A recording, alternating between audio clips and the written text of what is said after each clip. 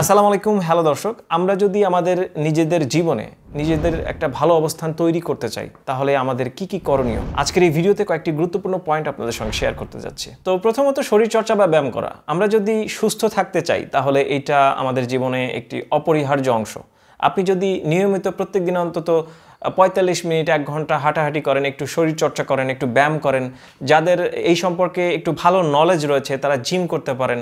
তো যখন আপনার শরীরটা ফিট থাকবে, আপনার মনটাও ভালো থাকবে, যে কোনো কাজে আপনাকে লাগানো যাবে বা আপনি নিজেকে লাগাতে পারবেন।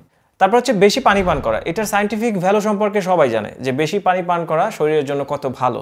একেবারে বেশি করবেন না যে ঘন ঘন আপনাকে টয়লেটে যেতে হচ্ছে, এরকমটা না। পর্যাপ্ত পরিমাণে পানি পান করা, এটাই হচ্ছে সঠিক শুদ্ধ কথা, যে পর্যাপ্ত পরিমাণে পানি পান করুন। থার্ড যে বিষয়টা সেটা হচ্ছে আপনি বই পড়ুন, নিয়মিত বই পড়ার অভ্যাস করুন। আমি জানি অনেকেরই এই অভ্যাসটা নাই। আপনি চাইলে ইউটিউবে বিভিন্ন নলেজেবল যে ভিডিওগুলো রয়েছে সেগুলো দেখতে পারেন।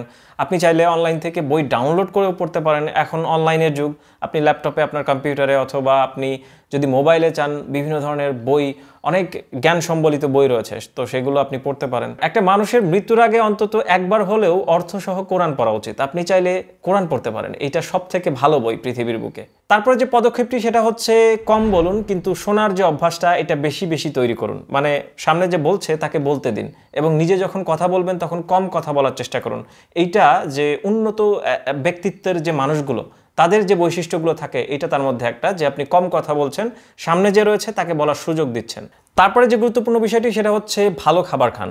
এখন হেলদি খাবার যেটা, আপনি সবসময় খাবারগুলো সেদ্ধ করে খাবেন। ফ্রাই যে জিনিসগুলো রয়েছে এগুলো অ্যাভয়েড করার চেষ্টা করুন, এগুলো রোগ টেনে নিয়ে আসে। আমরা অনেক সময় নানা ধরনের ফালতু খাবার খেয়ে থাকি, যেমন ধরুন আপনি চিপস খাচ্ছেন, আপনি কোল্ড ড্রিঙ্কস খাচ্ছেন, আপনি ঝাল মশলার অনেক কিছু খাচ্ছেন, আপনি আপনার যে খাবারটা এটা স্পাইসি করার জন্য অনেক কিছু ব্যবহার করছেন। তো এগুলো যদি আপনি একটু অ্যাভয়েড করতে পারেন, এটা আপনার জন্য খুবই ভালো হবে। শেষে যে বিষয়টি বলবো সেটা হচ্ছে প্রতিদিনই নতুন নতুন কোনো কিছু শেখার চেষ্টা করুন। আপনি যে জিনিসটা জানেন না সেই জিনিসটা কিভাবে করতে হয় আপনি একটু শিখলেন, এটা আপনার জন্য আপনার জীবনে সবসময় কাজে আসবে। হার্ডওয়ার্ক এবং সাথে স্মার্ট ওয়ার্ক, মানে দুইটা যদি একটা ভালো কম্বিনেশন আপনি তৈরি করতে পারেন, এটা আপনার জন্য খুবই বেনিফিশিয়াল হবে। আমাদের সবসময় একটা জিনিস মনে রাখা উচিত যে লাইফ কিন্তু কমপ্লিকেটেড না। জীবনের কয়েকটি বেসিক জিনিস যদি আমরা খেয়াল করি এবং কনসিস্টেন্সি বজায় রাখি, মানে কনসিস্টেন্টলি এগুলো করা, তাহলে কি হবে, সবকিছুই আমাদের ফেভারে কাজ করবে। আপনি যখন সুস্থ, আপনি যখন সবল, সমস্ত কাজে আপনার মন রয়েছে, আপনি করতে পারছেন, কোনো ধরনের কোনো সমস্যা আপনার হচ্ছে না, তো সেই ক্ষেত্রে সাকসেস হওয়াটা আমাদের জন্য কঠিন কোনো কিছু হবে না ইনশাআল্লাহ। তো দর্শক, আশা করছি বুঝতে পেরেছেন। যদি কোনো মন্তব্য থাকে তাহলে কমেন্টে লিখতে পারেন,